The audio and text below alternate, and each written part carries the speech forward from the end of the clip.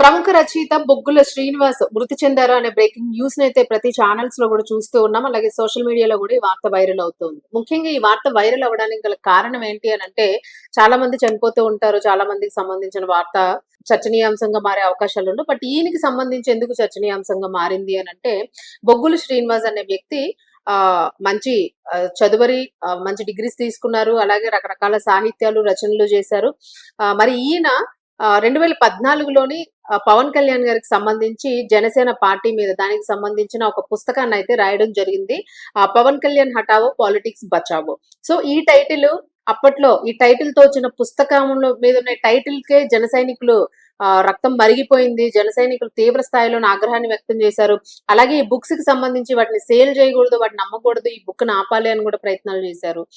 అలాగే ఈ బుక్ అసలు బయటికి వెళ్ళకూడదు అని కూడా ప్రయత్నం చేసినప్పటికీ కూడా దాదాపుగా కొన్ని లక్షల పుస్తకాలు అమ్ముడైపోయినట్లుగా తెలుస్తుంది. అయితే మరి ఇంత నెగెటివ్ టైటిల్ పెట్టుకుంటే ఎవరు కొన్నారు? అంత పెద్ద ఎత్తున సేల్స్ ఎలా జరిగింది అని అంటే, అసలు ఆ పుస్తకంలో ఎందుకు పవన్ కళ్యాణ్ హఠావో అనే టైటిల్ రాశాడు ఆయన?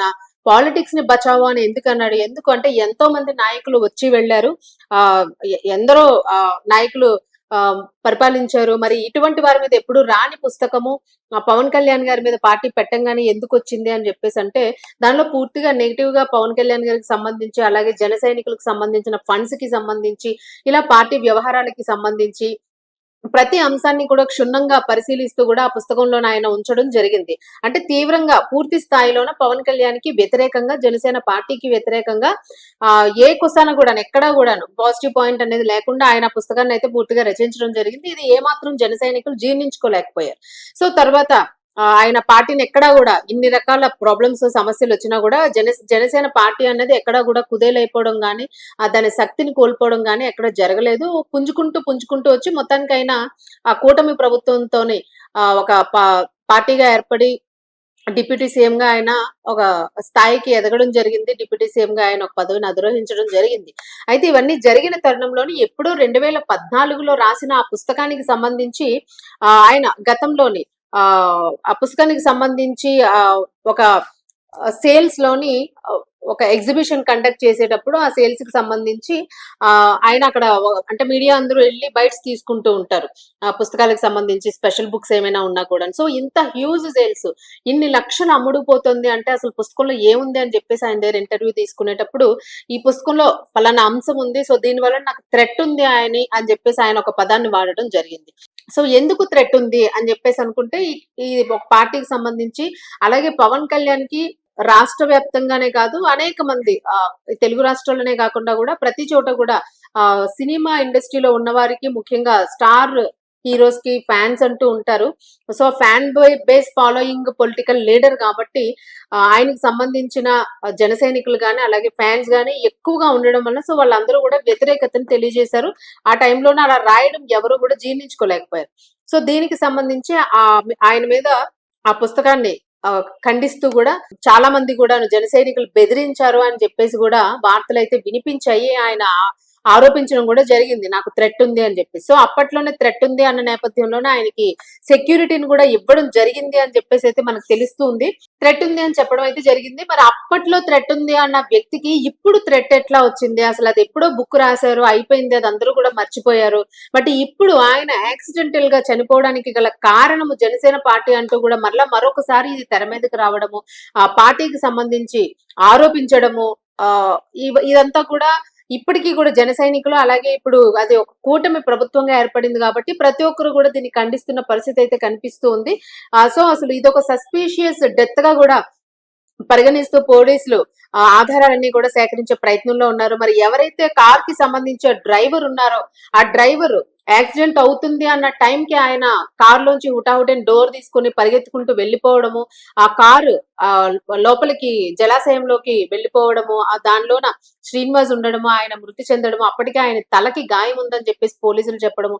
సో ఇవన్నీ కూడా జరిగిపోయినాయి. అయితే ఆయన దిగి పరిగెట్టి వెళ్ళిపోయేటప్పుడు అక్కడున్న జాలర్లు, మత్స్యకారులు వీళ్ళు కూడా చూశారు. అలాగే కొంతమంది ఆ ప్రాంతానికి చెందిన వారు కూడా ప్రమాదం జరుగుతుంది అంటే గుర్తించి దాన్ని వెంటనే రక్షించే ప్రయత్నం చేయకుండా, ఎవరికీ ఎట్లాంటి ఇన్ఫర్మేషన్ కూడా ఇవ్వకుండా, కుటుంబ సభ్యులకు గాని, లేదా ఇంకెవరికైనా కూడా, లేదా పోలీసులకు గాని ఎవరికైనా ఇన్ఫర్మేషన్ అనేది ఇవ్వకుండా ఆయన తప్పించుకునే ప్రయత్నం చేసిన నేపథ్యంలోనే ఇది ఖచ్చితంగా హత్య అని చెప్పేసి ఒక 90% నిర్ధారణకైతే వచ్చినట్లుగా తెలుస్తుంది. బట్ దీనికి సంబంధించిన ఎవిడెన్స్ అన్నింటినీ కూడా పరిశీలించాల్సిన అవసరం ఉంది.